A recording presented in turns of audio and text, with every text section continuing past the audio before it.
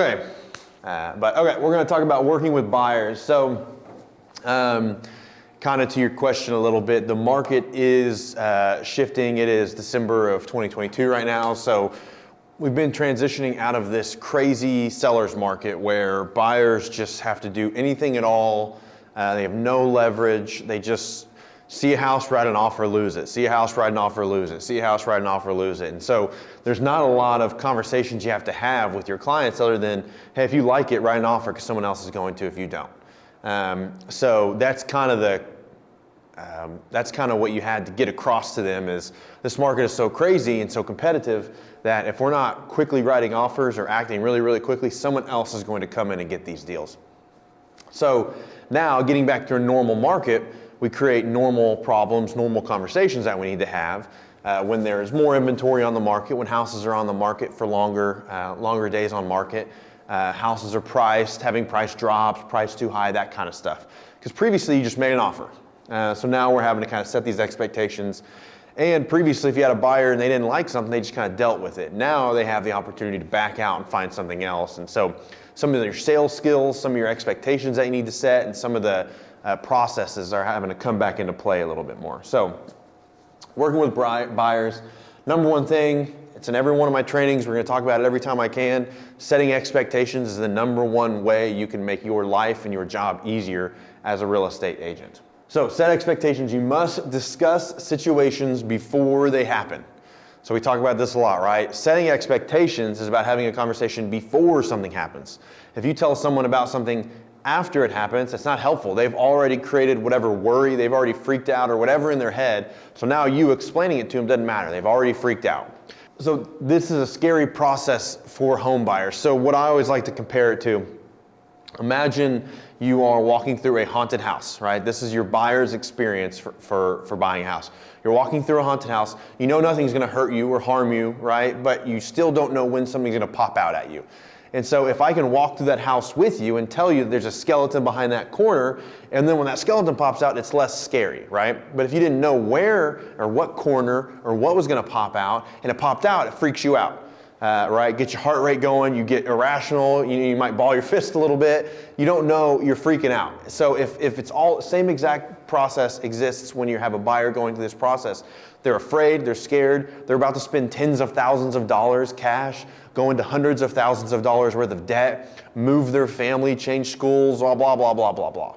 Very stressful process. So if you can set expectations, it takes the edge off of every decision and every action they have to go through this process. Does that make sense? So setting expectations will make your life so easier because this is a scary, scary process, and you have to set expectations before the situation happens. You can't tell that person about the skeleton behind the corner after the skeleton pops out. They're already upset and mad and nervous. So, okay, a couple main topics we're going to discuss. So these are the main expectations you want to set that are consistent across every single contract. Now, if you have someone looking at land or looking at historic homes or looking at more specific properties, there might be other expectations to set, but these are consistent across every single transaction. These are the conversations you need to have with every single buyer you have. So wants versus needs, need to understand what they're looking for. The lending process, what does that pre-approval look like? What's the lending process look like? Writing the offer, what happens when we actually find a home we like? The inspection process and the appraisal process, and then the 2-week freak out. And we'll go over that here in a second too. So these are the main things that every single, almost 99% of contracts will have are these topics that we're going to go through. So we'll go through each one a little bit slower. Wants versus needs. So it's important to understand a want versus a need. And I'll go over this in a minute, but buyers don't know what they want. Right? So there's a saying, buyers are liars. They're going to tell you one thing and then do something else. They're going to say they want a house in Piedmont and then they're going to send you a Zillow link to a house in Edmond.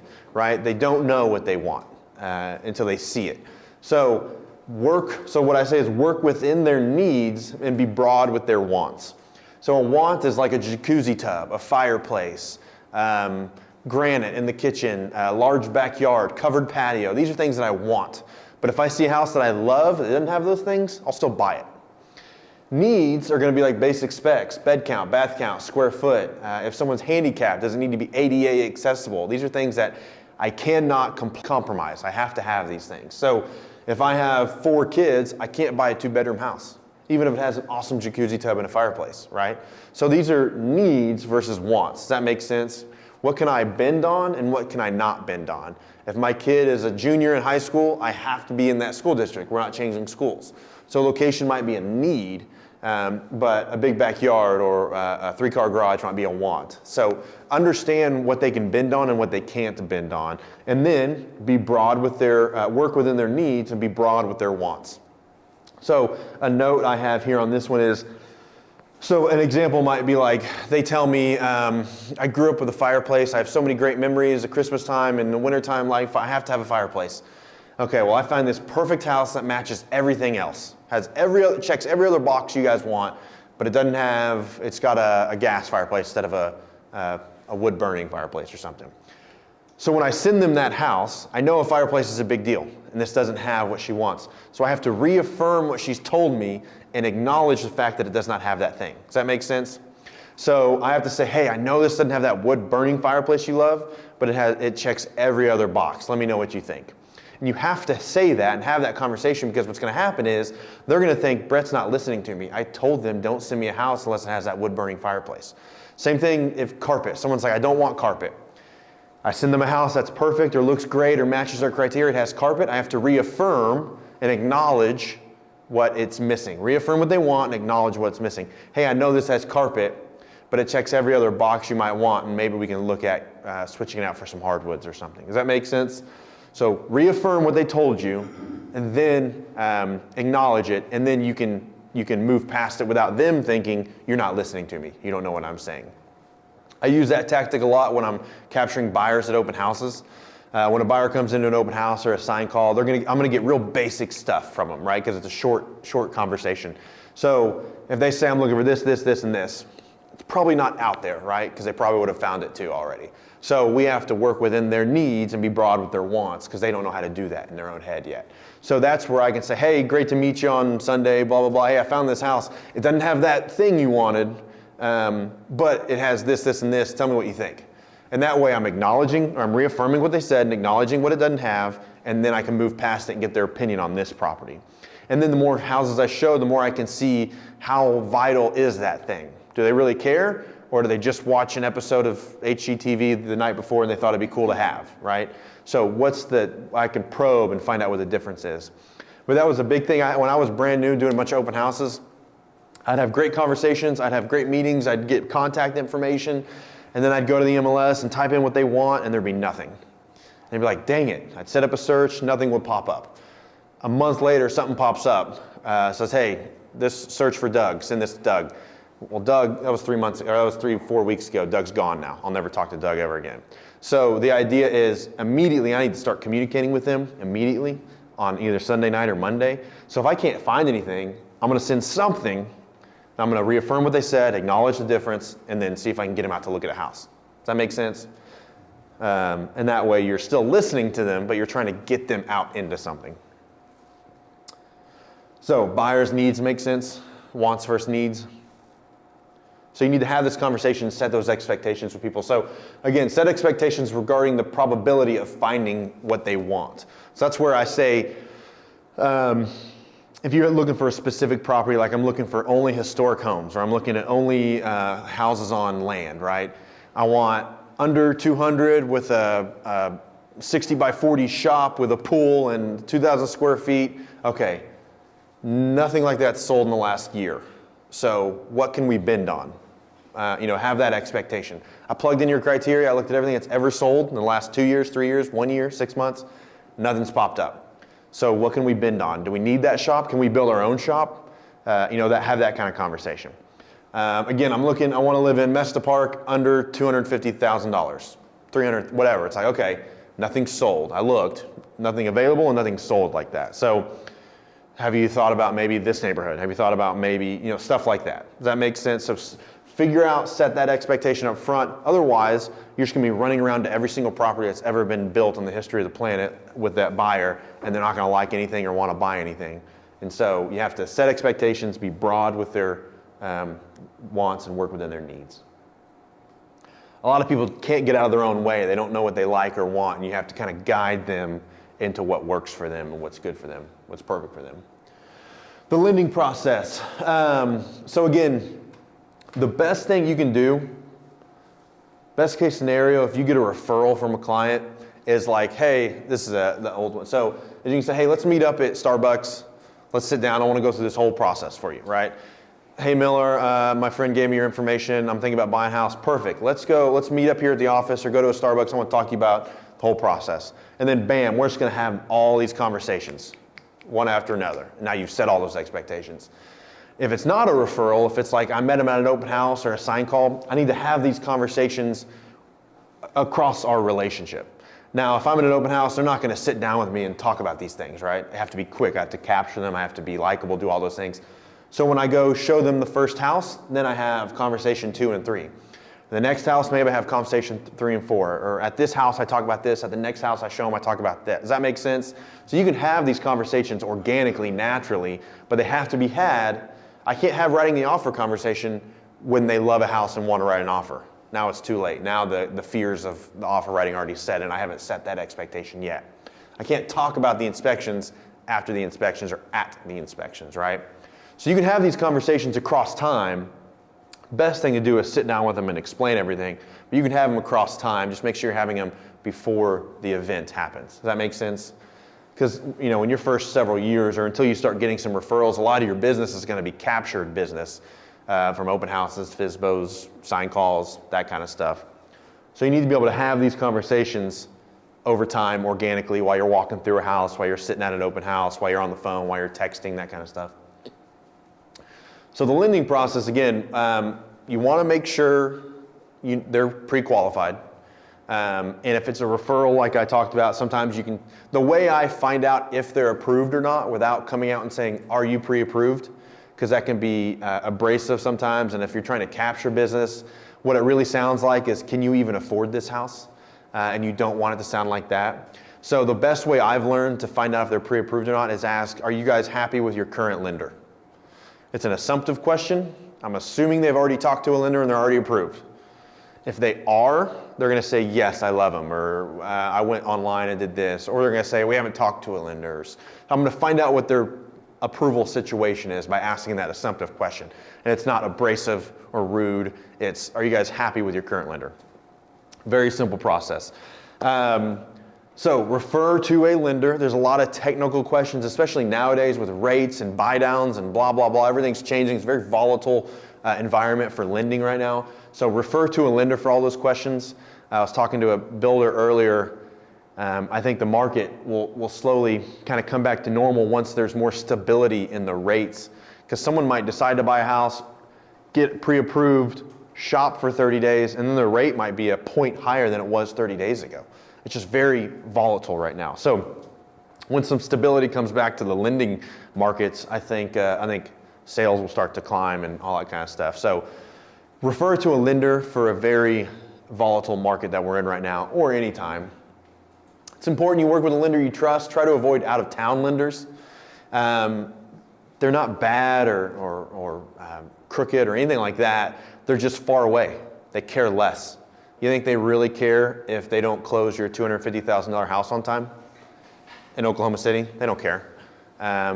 If something happens at 5 o'clock on a Friday, it's going to wait till Monday. They just don't care. I always like working with mortgage brokers because they only get paid when the deal closes. Banks, most lenders, loan officers at a bank, they get salaries and then they get commissions, but they get paid. So if it doesn't close, they still get paid. Mortgage brokers, they don't get paid until the loan closes and sells. So a lot of mortgage brokers don't get paid for like 30 days after a deal closes because it has to actually sell. So they care more. They're working weekends, they're working nights. Their job is to get a deal done, not to answer questions and push paper. So local lenders, local mortgage brokers are typically going to be the most responsive and best customer service. Not always, but in my example or in my experience. So a couple things. So again, refer to your lender for rates, lending questions. Can I do this? How much does it cost to do this? My uncle did this. What about all that junk? Get with a good lender. Say, ask Shelby about that, or ask your lender about that. That's a good question. couple things you want to cover with them are going to be like, how does the actual terms of an offer work? So they want to understand down payment versus closing cost. Brand new buyers, first time buyers, someone who hadn't bought in a long time might not understand. Down payment is money that a buyer must bring towards the loan amount, and a seller cannot help the buyer with that amount of money. So it's going to be like your 3.5% down, your 5% down, your 20% down. That's a down payment. Sellers cannot contribute towards that money. That has to be out of your pocket. It has to be out of verified funds too. So it has to be money that's been sitting in a bank account for 60 or 90 days. So down payment goes towards your loan amount. Closing costs, however, are fees associated with the transaction. So the appraisal cost, your inspection cost, your insurance, gap checks, your prepaid taxes, prepaid insurance, underwriting fee, all the other fees associated with the transaction normally can be $4,500 to $8,000 depending on the size of the house. Those are closing costs, and they are just fees to the title company, to the lender, to the inspectors, that kind of stuff, insurance. Sellers can help with these costs. And so this is what we're seeing this come back a lot now. For 2 years or so, you went above list price and you didn't ask for anything. Now we're having stuff sit on the market longer, so you're seeing realtor remarks that say seller will contribute to point buy downs, seller will contribute to closing costs. You know, sellers are more willing now to contribute to these costs that are associated with buying a house. So sellers can help with closing costs. You can either just credit it towards closing and it reduces what you need to bring, or you can credit towards point buy downs as a popular thing now with rates being so volatile. But again, important to kind of explain the difference. Down payment goes towards your loan amount. Sellers cannot help. Closing costs, there's fees associated. Sellers can help. We can ask for closing costs. We can ask for down payment assistance. Okay, there is down payment assistance, but that comes from the lender, not from the seller. So we can ask for closing costs. Let me touch on that. Down payment assistance, there's programs states and federal governments, municipalities offer for like first responders, teachers, first-time home buyers, stuff like that. Sometimes if you're in one of those industries or jobs, there are down payment money available for you. If you do take down payment money, it raises your interest rate. So nothing's free in this world. So if you think you're getting something for free, there's something on the back end you're paying, and it's usually interest rate or closing costs go up too. So those are available, but again, refer to your lender. Sometimes I've had first-time home buyers not take advantage of a first-time home buyer down payment assistance because it didn't make sense. They had the money, rate would go up, doesn't make sense to pay it. If you're going to live there for more than X number of years, it doesn't make sense to pay it. And the last thing is earnest money. Make sure they understand at the time of the contract, I'm going to need a check from you at the time of the contract. We don't have to wait till it closes. Typically, it needs to be 1% of the purchase price, approximately. If the purchase price we negotiate down to like $253,125, it doesn't need to be that 1% of that. It can be like $2,500. So, but it really needs to be approximately 1%. Hey, on the lending, Curtis did a class here this summer, and he brought something up like when you work with investors. I'm not trying to call the subject, but he said you really want to try and use a lender that's basically kind of like more is really like suggesting a local bank. And so versus using like Shelby, for example, why would they say that? So I'm going to dive into banking a little bit more. So there's two types of loans. There's a conforming loan, or you might hear it called a secondary market loan, and then there's like in-house lending. So most mortgages are bundled and sold as investment products to Wall Street. You might have watched the movies and heard everything about what happened in 2000 to 2007. So most mortgages, a Bank of America that does your mortgage, they're going to sell it. Wells Fargo that does your mortgage, Shelby does your mortgage, they're going to sell it to the secondary market, which means they're going to combine it with 2,500 other mortgages and then sell it to someone. So that's a conforming mortgage. That means it has to fit inside of a box that the people on the secondary market are going to buy it from. You have to have X credit score, you have to have X in reserves, you have to have X, it's a conforming mortgage. It fits in a box. So that's what mortgage brokers, most banks, most homeowners getting it. The reason they do that is because you fit in a box, you're going to qualify for a better rate. It's your primary residence, it's your, it's just, you're a better risk for the bank. So they're going to give you lower interest rates. They're going to require a lower down payment. They're going to accept lower credit scores. So does that make sense? So it's just a more consistent borrower and product. And that gets sold to the secondary market. In-house loans are going to be like what banks do. So he recommended calling community banks, any bank that starts with the First State Bank of, or the First Community Bank, Trust and Loan, Savings and Loan, all those banks, those are community banks, and they hold in-house books, or they hold in-house loans, or warehouse loans, you might call them. But they write the loan and then they keep the debt. They don't sell it to anyone. So it's riskier. It's investors. It's people putting less money down. It's rental. It's secondary properties, stuff like that, where the bank will charge you slightly higher interest rate. So a house, a $200,000 house in the village. If you buy it for your home, you could get a 5% interest rate. If I buy it for a rental, same home, same everything. It's a rental for me though. I'll pay 6.5% interest, 1.5 higher. It's a riskier loan because it's not my house, right? So that's an in-house versus a conforming mortgage is going to be safer. They're going to sell it in-house. They're going to charge more and keep it.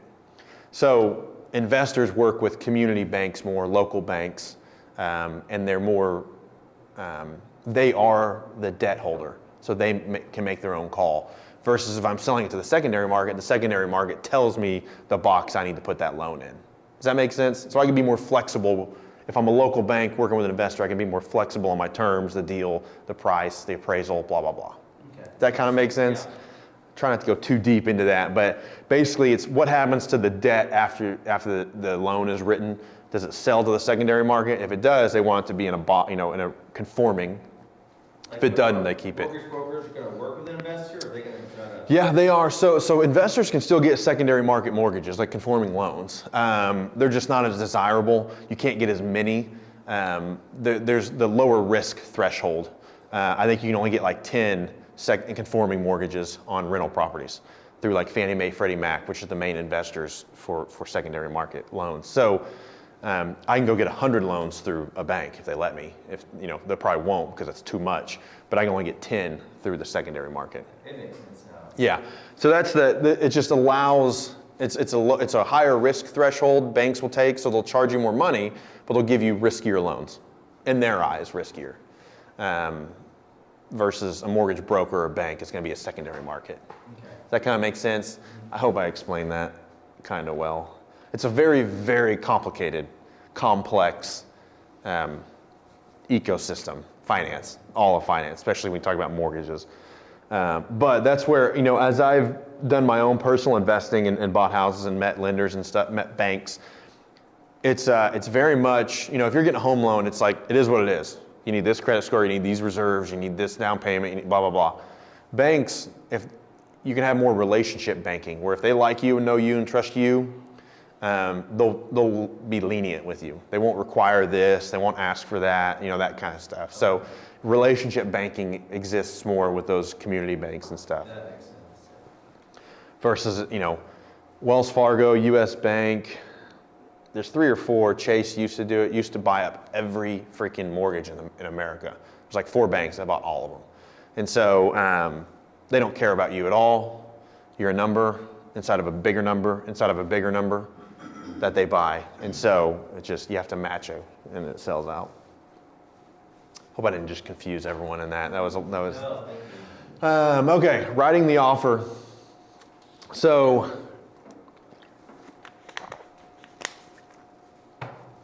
writing the offer, the paperwork, again, most people are, if you're not a first-time home buyer, you haven't bought a house in 3, 5, 10 plus years, it's an intimidating process. Most people aren't lawyers, they don't understand reading contracts. These are boilerplate contracts. So the paperwork can be intimidating to them if you don't walk them through this process. And it's as simple as saying one little thing. Make it simple for them. Hey, the contract is basically 12 pages. A lot of times, some sales people will tell you not to call it a contract, call it an agreement. Sounds less committal. But basically, or call it paperwork instead of contract. But basically say the paperwork is basically 12 pages that say 5 things. That's all it is. It's a bunch of realtor or legal jargon that says 5 things. And it's what price, I did more than 5 things here, but it's what price, closing cost, earnest money, closing date, do you want a home warranty or not, and are there any additional provisions? That's really all that 12 pages worth of contract, that's all it says. Everything else is boilerplate, standard, very, very common and simple in practice. This is all it really says. So when you can kind of boil it down like that, they're less, and I explain inspection period. You can get out of the contract at any time during our inspection period. Even if you don't like the color of the paint on the walls, we can back out. So when you can kind of explain, like, when we're signing this contract, we're not locked in to this thing. We're not going to lose money, any of that stuff. You might lose the cost of inspections or the cost of an appraisal, but you're not going to be forced to buy this house just because you signed this contract. Another thing I like to explain to people is these are all state contracts. So state attorneys wrote these OREC contracts that we use, and the state is designed to protect the consumer, or the state designs these contracts to protect the consumer. The state considers the buyer the consumer. So there's only one way for the seller to get out of a contract. There's multiple ways for the buyers to get out of these contracts. So it is very much written for the buyers. So you can explain these things, make sure they understand. It's simple to get. It's simple. It's 5 things we're going to say. You can get out of it for any reason during the inspection period. You can get out of it for any financing reasons. If you lose your job or for some reason you're no longer eligible for the loan, we can get out of it for that reason as well. So a lot of outs to get out of the contract. And it's very simple contracts. Sometimes that can be intimidating. I had a client, I think I've told the story before. We looked at, when I was brand new, I always make fun of new agents because they show way too many houses. We talked about this in a couple trainings ago. When you're new, you might show 20 houses to a client, and you should never show more than like 7 or 8, 10 tops. And then if you're showing that many, it's because you don't understand what they're looking for, or you can't control their expectations. You haven't set their expectations. And so I had a client when I was brand new, we probably looked at 20 plus properties. He would find one he liked, he'd say, let me think about it, and the next day he'd send me another property to go look at. He'd find another one he liked, say, let me think about it, the next day, send me another property. And I can never nail him down to a property. And so I finally, again, talked to my mentor, and he explained he's probably intimidated about the next steps in the process. He didn't know what to do next. And so he's afraid he didn't know what to do. So the idea was, as soon as he said that he was interested and he was going to think about it, the next day when he said he wanted to see another one, I said, okay, well, what about this one? I know we said we liked it a lot. And he's like, I just don't know if I like the price. And so I use that trick. At what price would you buy it? If they accepted this, would you buy it? Well, yeah, of course. Okay, well, let's draw this up. It's been on the market for a little bit. Let's write this offer and see if they take it. And he came in, he sat down, we walked through the contract with him. And once he understood the process and saw that, then he started writing offers on everything he saw. He was making terrible offers. But I got him over that hump of that fear of not knowing what's next. As a real estate agent, if you can just always be in front of your clients, letting them know what the next step in the process is, it's going to make your job easier. So just make sure they understand what that process is, and then once they find something they love, they'll be able to jump and they won't have that reservation or that fear. Multiple offer situations. Again, when we first kind of wrote this curriculum, multiple offer situations were rare. 10, 20% of the time you're having multiple offers. Over the last 2 years, 80, 90% of the time you're having multiple offers. So we're kind of getting out of that situation where you don't have to tell your client, hey, if you like it, write an offer and make sure it's over list price. That was the expectation you set before. Now you want to make sure, you kind of set these expectations up front where it's like, there is never a 100% chance you're going to get this deal. If there is a multiple offer, you have no idea who's on the other side writing this offer. There could be a buyer we're competing with that's lost 5 other houses, and they've dug in. They decided, I'm not losing this one, and they go $20,000, $30,000 over list price. There's never a 100% chance you get this. So you want to set that expectation so they're not just crushed when they lose a property. And then a way I always like to give myself permission to be aggressive is I'll ask them, hey, do you have to have this house? Like, you're going to lose sleep over this if you don't get this house? Or do you guys it checks a lot of boxes and you like the house at the right price? And so if you can make them say, I have to have it, it gives you permission to go do something crazy, like offer $10,000 or $20,000 or $30,000 over list price to have it. Now remember, there's never a 100% chance, but if you have to have it, let me go figure out what I think we got to do to get this thing done. Otherwise, they're going to feel like you're spending their money, right? And they didn't give you permission to go do something crazy. And if you're trying to force someone to make an offer 10, 20 grand over list price, it's a very uncomfortable conversation if they haven't given you permission to do that. Does that make sense? If you're not careful, you can lose clients over a multiple offer situation if it's not handled properly. So you always want to make sure they understand the risk in the situation, and then make sure they give you permission to go get the property, or they give you permission to lose it if they say, no, I don't have to have it. Then if you lose it, they're the ones who said, I don't have to have it. Does that make sense, Jeff? No. Oh, okay. So you're kind of setting expectation, you're giving yourself an out, you're putting the responsibility on them. And you're giving yourself an opportunity to say, it's not because of me, it's not because I didn't communicate or do a good job, never 100% chance. So again, writing the offer, this is an important one just because, especially first-time home buyers, people who haven't bought in a while, or at certain price points, it's an intimidating process. And this is where the fun of shopping for a home becomes the business of buying a home at this process right here. And so this is where you really need to make sure they understand what's going on. Hey, Brad, can you talk about acceleration clauses? And I know we're getting away from that. Yeah, so an acceleration clause essentially says I will beat the highest offer by X dollars. It was useful in like 2019 when we were in a heating up market because not everyone was doing them. There wasn't a ton of multiple offers. 10-20% of the deals were multiple offers, and if you use an escalation clause, which people aren't even sure if it's legal or not still, OREC does not recommend using them even though they have an OREC contract. So some people would not take them. They weren't prevalent. People didn't know what they were, so they question it. But if you used them back then, the other buyer probably wasn't using it, and you had an edge. Halfway through 2020, every dadgum offer had one. And so I started telling clients, stop trying to get cute and come up with an escalation clause and offer the most amount of money you can offer if you want this house. Because that's what an escalation clause is. Like, I want to offer 100, but I'll really offer 110 if I need to. Okay, well, quit trying to be cute and offer 110. Everyone else has an escalation clause, just beat it.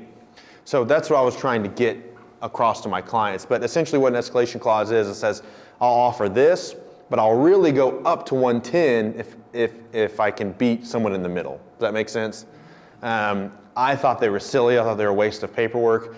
If you go offer 110 to get the house, offer 110 to get the house. It's people trying to save $1,000 or something. I get it. It's real money, but talking about a home that you're going to live in for the next 5-10 years, raise your family and invest, be serious about it. Make a serious offer was my opinion.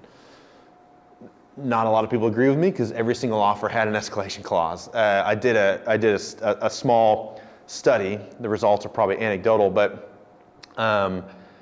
during a period where we got multiple offers, this was in 21, at the end of 21, I think it was around 50% of the offers across a couple different deals, about 50% of them had escalation clauses in them, and like 70% of them were over list price. And so it got to a point where it was so prevalent that it didn't give you an edge anymore. The edge would just be money, offer more money. That became the edge. Then the edge became appraisal gaps. How much are you willing to pay above appraised value for my home? And so that became the edge for people after that. Every offer had to have an appraisal gap. I think 30% so 50 had escalations and about 30% had appraisal gaps in them when I did my little study.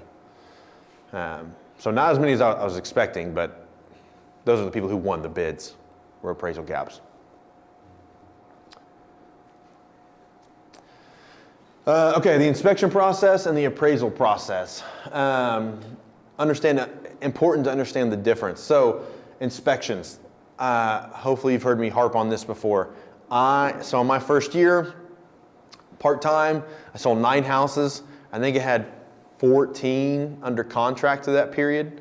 And so I busted 5 of them, and so, and it was because I did a very bad job at this. All of them exploded because of the inspection process. I didn't know what I was doing. didn't know how to set expectations. I didn't know how to negotiate repairs, and it caused me to lose a bunch of money. I slowly got good at it because I lost enough money and did enough deals where I was able to kind of hone it in, kind of come up with these things to say and ask. And so essentially, when you're going into inspection, you have to have this conversation before the inspection. Can't have it at the inspection, can't have it after the inspection. Before the inspection. Normally, you really want to have this conversation 2 or 3 times. You want to have it when we're writing the offer, when you meet them, when you're writing the offer, when we're under contract, when we schedule the inspections, at the inspections, and then again before you get the report back. Have it as many times as you can and reiterate what we're looking for. So explain the inspector's job is to turn this house upside down and find everything that is not functioning as it was originally intended. So again, outlets that are loose, that's going to be on the report. Toilets that are loose, that's going to be on the report. Window, 100-year-old window that's painted shut, that's going to be on the report. A fan that wobbles, that's going to be on the report. Everything that is not as it was originally built is going to be on the report. So you might get an inspection report and it's going to be like, oh my gosh. And it's going to feel like there's a million things to do and there's thousands of dollars worth of stuff to fix. All we really care about, all we're looking for, and this is how you explain it to your clients, all we're really looking for are the 5 main functions of a house. We're looking for the roof, the foundation, the HVAC, the electrical, and the plumbing. Those are the only things we really care about. Everything else is what we call deferred maintenance. It's stuff handyman can fix, right? Stuff every house is going to have. Every house is going to have loose toilets. Every house is going to have this, that, blah, blah, blah. Really all we care about are these things. Windows with broken seals, right? Stuff like that. Bricks with stair-step cracks and little things around the house that every house is going to have. It's what we call deferred maintenance. So these are the main things we're looking. So again, the concept is these are things that it's reasonable that every buyer is going to ask for these things. So we're going to ask for them as well. I tell my sellers this as well to set their expectations during the inspection period. Hey, because sometimes sellers can get upset when they get an inspection report and it's like, I've lived in this house for 10 years and this and that, you don't need to do this and blah, blah. So you kind of have to set that expectation too. It's like, hey, this inspector's going to come in and find things you didn't even know existed in this house. Everything. That's their job. They're justifying their fee. They're covering their liability. They're going to find everything. Only things we're really concerned about, I'm talking to my seller now, only things we really care about are the roof, foundation, electrical, HVAC, plumbing. Are those in good shape? If those are in good shape, everything else can be negotiated. We'll give here and there, they'll give here and there, but these are the things that if one of these isn't functioning properly, probably gonna have to fix it. Because if this buyer doesn't want it, the next buyer is gonna want it, right? So I tell my sellers that, and I tell my buyers that. And the idea is it reduces all the junk that I don't have to negotiate with, and then it focuses on the important stuff that really needs to be addressed. I've had clients, I've done this, done everything perfect, done everything right, and there's something major wrong with the roof or HVAC, and the seller won't fix it or can't fix it, they don't have the money, and the deal still busts. But 99% of the time, if you set your expectations properly and that seller's agent sets their expectations properly, there's 99% of the time there's middle ground that we can find. Because we only care about the major things. So that's how I explain it. Hey, inspector's going to turn this house upside down, looking for everything that doesn't function as it was originally intended. All we really care about, though, as a home buyer, is really the 5 major functions: roof, foundation, HVAC, electrical, plumbing. Everything else is deferred maintenance, right? If there's something wrong, we're going to ask for it, but it's not worth busting a deal over. It's not worth losing the house we love over. Now, if the house we love is going to cost us $8,000 to replace the HVAC the first month we move in, okay, well, that's something we need to talk about. But if it's $250 to replace the toilet, we're not going to walk away from that, right? So put it in perspective, set the expectation so they know what we're looking for. That way, when that report comes back and it's got 50 little piddly things on it, they don't care, right? They only care about that one HVAC problem that's going to cost $500 to have a HVAC technician come out and fix. We fix it, we move on, we're done. Does that make sense? So it allows them to focus on what's important, forget about the stupid stuff, and then we can negotiate on the important stuff. But if you don't, if you do this long enough, you'll have a buyer do this, so you'll have a buyer do it on your listing, where they put the entire report on the TRR. And they want everything on the TRR addressed, down to tightening the toilet, all this stuff, everything. And what happened there, 99% of the time, some people are just crazy. What happened there is 99% of the time, that seller or that buyer's agent did not set expectations. They freaked out over the inspection, and now the buyer's agent can't control their buyer anymore. They've gone off the rails. The skeleton has popped out from behind the corner. The realtor didn't tell them about that skeleton. Now they're freaking out, and now the deal's going to explode because they didn't set expectations. 99% of the time, that's why. Not always. Some people are crazy, but that's probably because they didn't have the right conversation. So very, very important right here. Another thing I always say after I explain inspector's job, what we're looking for, you can even say on a house this old or this large, whatever it is, even if it's 5 years old, 1,200 square foot house, right? On a house this old or this large, it's not uncommon to see like $3,000 to $5,000 or $5,000 to $8,000 worth of stuff. You don't have to fix it all. When I bought my house, there was stuff on my TRR that we negotiated with cash. 5 years later, I still haven't fixed it. I haven't touched it. It's not important. It doesn't affect my daily use of the house. It was a way to get extra money out of the deal, right? So on a house that's old, you're going to see stuff. If we went and fixed everything on this report, it's going to cost us $5,000 to $6,000. But we're not going to. We don't need to. It's a house. It's been lived in. So when you can set that expectation, hey, on a house that's old or on a house that's large, not uncommon to see $3,000, $5,000 worth of stuff, you know? And then when it comes in at $3,000 or $5,000, okay, that's what I told them. If it comes in under that, good. I said 3 to 5. If it comes in over, that means there's probably something wrong, and we're going to address it. So you can actually explain this process, and then bring it home with that, and you've set that expectation for what they can expect to happen during the repairs. I harp on this a lot because A, it costs me a lot of money, but B, this is the most critical point. This is what busts the most amount of deals. And so that's why I always like to, when I was brand new, 50 to 60% chance the deal closes. When I was brand new, right? When I got a deal, no, that was the reality for the first year or so. It's like I got a deal under contract. Okay, knock on wood, don't count my eggs before they hatch. Now, if I get a deal under contract, there's a very, very, very high likelihood, unless there's something major, unforeseen, unpredictable pops up, I'm able to nip all the problems in the bud, not because I'm really good or really smart. I've messed them up enough times, and I can avoid all these things because I have the right conversations that I can work through most things. And so that's the key. That's why I talk about this the most, is because it will blow up more deals than anything else, and it's avoidable by just having simple conversations up front. Now again, if I don't have this conversation, my client sees this huge report, freaking out, saying, oh my God, you see the report, it's got this and this and this. And then I say, no, don't worry about it. All we really care about is these things. Now I'm backpedaling, right? And I'm trying to save I'm trying to save face. I'm trying to save the deal. I'm trying to make money. You might have heard me call it commission breath, right? Where I'll just say anything to get my commission, right? They don't trust me anymore. So you have to say it up front when it's not a big deal, so that when the big deal comes up, we've already discussed it. Very important. Okay, so that's the inspection. Appraisals. Important to understand the difference. The inspection is for the buyer, to protect the buyer. Appraisals are for the banks. The appraisal can protect you technically, but it's really there to protect the banks, to make sure they're not lending you more money than the home is worth. And so they do a couple things. Appraisals do a couple things, two things really mainly. One, they're going to confirm the value, and they're going to confirm the condition. So they want to make sure it's safe and secure. So if you have a house that has chipped paint and the house was built before 1978, that chipped paint could have lead-based paint in it. It's not safe. If it has broken windows, it's not secure or safe. If it has 2 steps without handrails, 2 or more steps without a handrail, it's not safe. So weird little things that appraisers might call out on a house.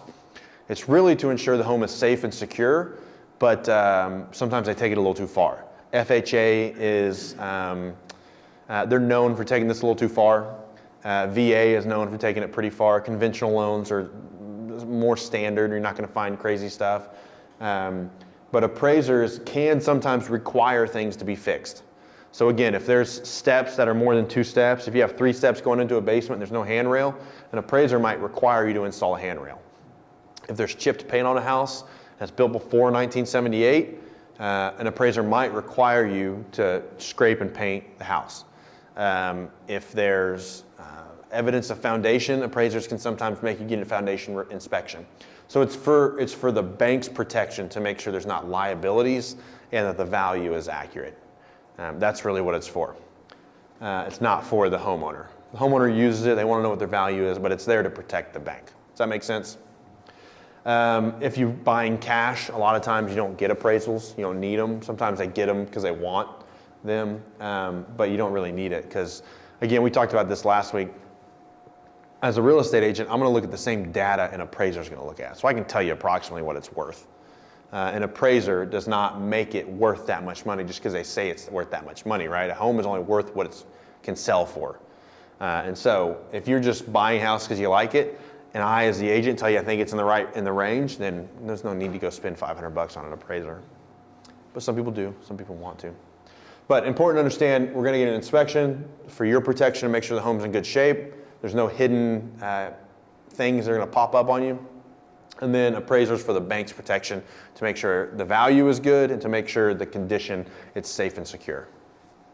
I was thinking, but what if there's a gap, let's say really close, like 10,000? So there's two options, right? Either the seller reduces the price, or the buyer would have to pay that cash difference, right? To make the difference, right? Yep. So if an appraiser comes in low, if an appraisal value comes in low, there's a couple options. One is the seller can come all the way down, the buyer can come all the way up, they can meet in the middle, or they can bust the deal.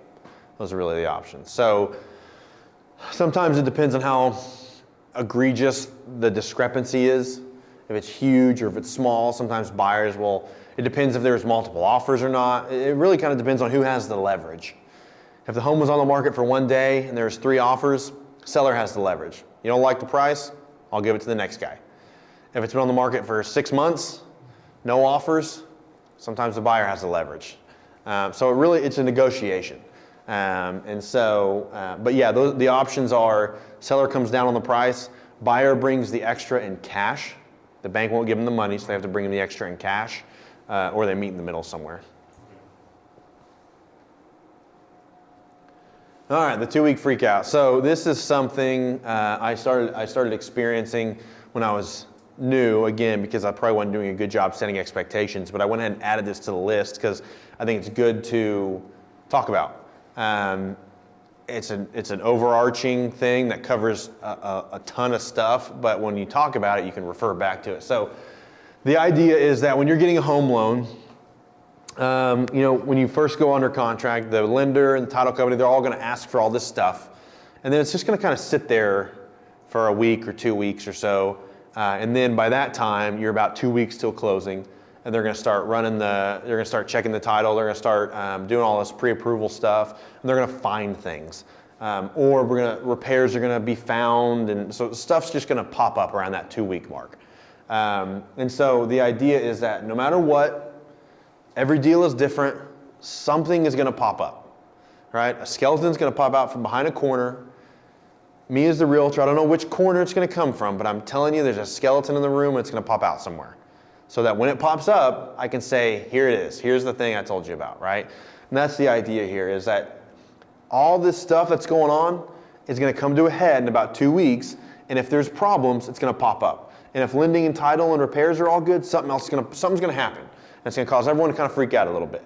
Happens on every single deal. But remember, we're all working to the same goal. Seller wants to sell their house. Buyer wants to buy the house. We're all on the same team. We're all going to work together. We're all going to try to get it closed. So you can have that conversation up front. This is why it's so important, too, side note, to work with vendors that you trust, lenders, title companies, because this happens on every single deal.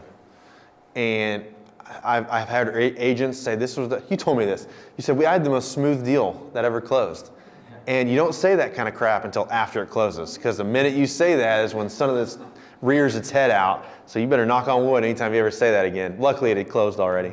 It did close. I'm dealing with one. The other one, yeah. So it makes up. Yeah, it makes up for it. But there's something on everything, right? You're dealing with humans, one, and you can count on humans to do, what humans do, which is be unpredictable.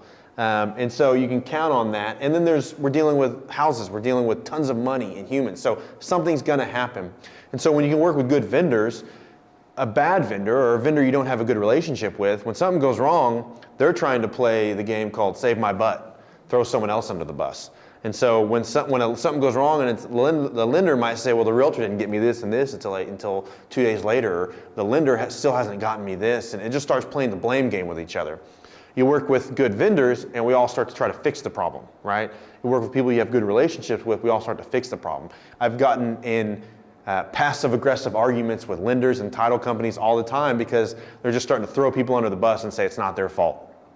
When at the end of the day, it's all of our jobs to make sure it gets done. So if something doesn't get done, it is our fault. Why didn't you ask me for it, right? If I forgot, you didn't ask me. So it's a team sport. We're trying to get it done. So when stuff goes wrong, explain we're all working towards the same goal, right? We're all trying to get to the finish line. Every buyer wants to buy, seller wants to sell.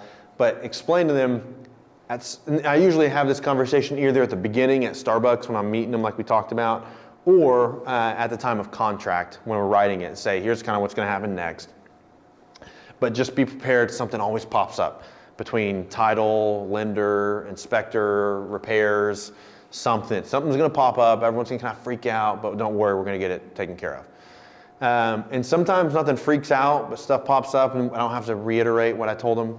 The story I always tell that kind of illustrates this is I had a client that was buying a home. They were a football coach, high school football coach in El Reno, and they got a job as a high school football coach in Guthrie. So they sold their house in El Reno, moving to Guthrie. It was summertime when they were making the move. The lender, this is something most lenders do, the day of closing or the day before closing or the week, will call your employer and say, hey, is Miller still employed? Do you still have a job? Just to make sure they don't give you a loan and you don't have a job. So they called El Reno school system, said, hey, is Chad still employed? They said, no, he quit 2 days before closing. So I'm in South Dakota with no service, and this is all happening. Shelby was my lender, but everyone's like, okay, we can't close tomorrow because my guy didn't have a freaking job. So everyone's freaking out. Sellers already moved out of state. Buyers had everything in a truck, right? Their house was closing the next day too to sell. So it's just everyone's freaking out. What are we gonna do? You work with the right vendors. Shelby ended up calling the superintendent for the Guthrie school system, got a handwritten note saying that he's employed and this is his salary and blah, blah, blah, and gave it to his underwriter, and we ended up closing the next day. But stuff like that, you couldn't have predicted that. I didn't know that the secretary at the El Reno school district was gonna say that my buyer quit his job. So all that kind of crap, you just don't know what's gonna happen. Something's gonna pop up, but when you have the right vendor, we're all working together, we're gonna get it closed. Does that make sense? So he switched schools? Yeah, he switched jobs. So he was employed. He had an offer letter, but he hasn't gotten his first paycheck from the new system yet. So the underwriter wanted something, so we got the superintendent of Guthrie School System to write a letter. So silly stuff, right? But you couldn't have predicted it. I didn't know. They called the wrong person. She was trying to get out of the office to go to lunch or something, and it's like no, he's gone, click. And so you can't predict these things. So again, all kinds of stuff pops up that's gonna pop up. And not just the normal negotiations, but something's gonna pop up and it's like, oh crap, we need this done yesterday. I need you to get me this. We're not gonna meet closing. There's all kinds of stuff. So again, warn them of that so that when it happens, you can say, okay, here's that thing that always happens to everybody. Calm down, don't tell anyone to calm down. No one's ever calmed down in the history of being told to calm down. So you can kind of set that expectation, like, hey, told you this was gonna happen, we're gonna get it taken care of. And then you can start going to work on fixing the problem instead of panicking. Does that make sense? Do you always tell them, like, if something is happening that not necessarily is involving their help, you don't need their help with fixing the problem? What do you mean? I don't know, like, something with the lenders happening, lender, title, either one, they really can't do anything, the buyers can't do anything. Do you tell them, or do you wait till you... Yeah, full disclosure on issues. Yeah. I get this question a lot where it's like, hey, something might be blowing up. Should I tell the other realtor? It's not blown up yet, but it might be. I always get in front of that communication, always. Because again, it's easier to have a communication about something that's not a big deal yet, that might be, than something that is a big deal currently right now. Does that make sense? So it's like, hey, heads up, my buyer told me this, or I'm talking to the other realtor, it's like, told me this, probably gonna be fine, nothing's probably gonna go, but I wanted to make sure you're aware of what's happening. Then if it does blow up, I already prepared them, and it's not like jumping at them. So yes, almost always, not always, but almost always, full disclosure is best. Just for the sake of, that other realtor and that other homeowner, they got their own houses they're buying, money they're spending. They're doing stuff too. So you owe it to the goodwill of the transaction to make sure everyone's informed. And if something's blowing up and it's like, well, we can't do anything, communication is the number one way to keep someone calm, making sure they know what's going on. If you've ever been in a situation where you don't know what's going on, part of you freaking out is because you don't know what's going on. If someone would just tell me what's going on, I could rationalize it in my head, right? So communication will help keep people calm as well. So yeah, full disclosure normally is always best, making sure everyone knows what's going on. Because they might be able to help you. We might be able to work it out or work it around or say that's not important or we can do this instead, all kinds of stuff. So full disclosure for all the buyer and seller, just so everyone knows what's going on. Most of the time is right. I'm sure there's an instance where I'd be like, oh, don't tell them that. Like if the buyer's like, I don't want the house anymore. It's like, okay, let's figure out a way to maneuver, massage the situation. Don't just tell them that. Showing houses.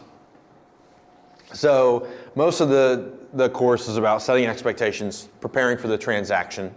The showing houses part. This is a part I remember being super uncomfortable with, or I self-conscious. I didn't know what to do or say. I didn't know what to do with my hands during what do I most showings I stood like this. So what to expect during a showing. If you've never shown houses before, I think this is important. So, or if you're not sure if you're doing it right, showing a house, don't prepare too much unless you're brand new. Then all the knowledge helps you if you're brand new. But if you've been doing this a little bit, you're confident in the area, you know the area somewhat. I know realtors that will print comps, print out sheets, pull disclosures, call the listing agent before a showing. That's a lot of work. And if you're working with 2, 3, 4, 5, 10 buyers and they want to see 2, 3, 4, 5 houses a week, you physically cannot do all that. And it's pointless. It's a waste of time because there's a 90% chance that buyer's going to walk in the home and hate it right away. And now you wasted 20 minutes calling people, researching, blah, blah, blah. If you're brand new, it's good to understand and market. It's good to read disclose. It's good to familiarize yourself with the process. But if you're practicing, you have an idea of how to run comps, you have an idea of the area, the zip code, the houses, then not necessary. If someone says they like the house, then I say, okay, great. I'm going to go do some homework on it for you. This is where I go back. And I tell them, I don't run comps and I don't do it on all the properties because I have too many clients and it would take too much time. So if you like a house, I'm going to go do some homework. I'm going to tell you my opinion on the value. I'm going to pull disclosure, see if there's anything else that I need to know about. I'll get back together. We're going to write this offer.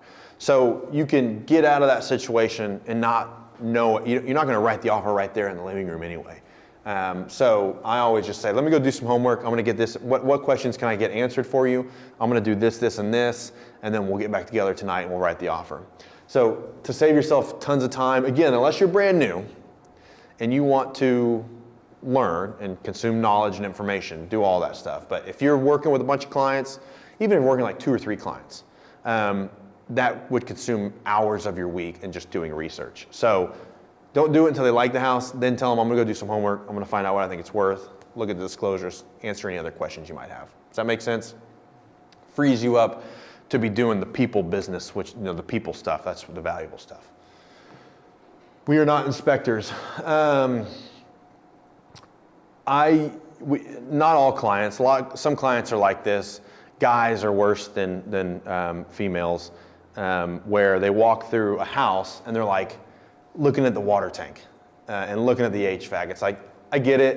We want to make sure those things work, but we're not there yet. Like, how old is the roof? How long has it been on the market? All this stuff that does not matter. Do you like the house or not, right? So that's what I tell, if someone's like, how old the roof is? Like, no, I can look though. But I mean, and then I try to stop them and have this conversation. When we're walking through houses, really the point of, we're not trying to inspect it. We have a whole period for that. I'm just trying to see if you like the house or not. If not, if you don't like this house, then why do you care how old the roof is? Why do you care how old the water tank is? It's not what we're trying to do. So if someone asks me that, I usually try to stop them and be like, during the showing process, just to give you a heads up, I don't pull disclosures on every property. I don't do comps on every property. Once you like a house, I'm going to go do all the homework and tell you all the information. But when we're looking at houses, all we're seeing is if we like the house or not. If we do, I'll go do all that stuff and more. But I'm not going to fumble around calling people, texting people, looking at disclosures to tell you the age of a roof on a house you hate. So in a polite way, you want to kind of communicate that across. Does that make sense? Now, some people, if you love the house, okay. If they're like, I love this house, I want to write an offer. Okay, we're here, let's look at the age of if that really matters. But again, at the end of the day, are you going to not even make an offer on this house because the HVAC's too old? No, you love the house, we're going to make the offer. We'll negotiate all that during the inspection process. So don't get caught up on inspecting the house. Sometimes buyers will walk in and love it, but they're like, oh, the roof's so old. It's like, okay, well, let's get it under contract and let's negotiate it. If we can't get it, we go find another house. But that's not what we're doing right now. We're trying to see if we like the house or not. Does that make sense? Get over that, because people will create roadblocks for themselves. And a lot of times it's because they're afraid of that next step. They're afraid of that next process or what they're going to do. So they'll just create reasons to not like a house. So don't let them do that. Stop it. During the showings, we're just trying to see if we like it or not. Then I'll go do all the homework for you. Ask questions. So if you're telling, you're not selling. When you're doing a showing, I think too many people watch TV shows and they're like, look at this and look at this and look at all this. And it's like, I got eyes. I can see the crap that you're pointing at. And otherwise, also, if you walk up and be like, look at this amazing granite, I might think that granite is ugly as is ugly, right? And now I think you're an idiot because you think it looks good. So I can see, don't showcase the stuff, right? Be there, ask questions. If you're telling, you're not selling, you have to reaffirm in their head that they like something by asking them questions. Reaffirm their wants and needs while you're walking through asking these questions. Answer questions with questions, right? So, excuse me. I have a client that loves a jacuzzi tub, fireplace, open kitchen, chef's kitchen, all that junk, right? You walk in, you say, is this the kitchen you had in mind, right? I'm not saying, look at this kitchen, right, and touching everything. Is this kind of the kitchen you had in mind? Yeah, this is perfect, right? Now they're saying it's perfect instead of I'm saying it's perfect. So you're asking questions to reaffirm what they want and need. Is this backyard big enough for you guys? Is this master bedroom, blah, blah, blah, right? I'm asking questions that I know the answer to probably already, but I need them to say it out loud. And that's how you sell stuff to people, right? Is by making them say they want it and need it. So ask questions. If you're telling, you're not selling. I heard that a long time ago. I thought it was great because it's perfect. You cannot sell something by telling them facts about things. You have to get them to believe it in their head by asking them questions. And then answer questions with questions, right? Like, I'm trying to think of a good question I've had. Is there a neighborhood park in this neighborhood? I don't know, I'll check. Do you guys want a neighborhood park? So I'm answering questions with questions, and I'm trying to dig and to figure out what they want and care about. And then I might be like, no, we don't need one. Okay, why did you ask me, right? So, but if they say, yeah, my grandma has one and we love it, or something, now I know that. But I'm answering questions with questions. We do this on the phone or in open houses a lot where it's like, how many square feet is something? It's 1,200 square feet. Is that big enough for you guys, or you need something bigger? So anytime someone asks you a question, answer it, and then ask a question to unpack why they asked that question. Does that make sense? So you're answering questions with questions. But this is how you sell stuff, right? You're not walking in saying, look at this, look at this, look at this, look at this. Because one, they can't think when you're telling them what to do. And two, they might hate something that you're trying to showcase. So ask questions. If you're telling, you're not selling, reaffirm what they want by asking questions about it. And then answer questions with questions. Does that part make sense?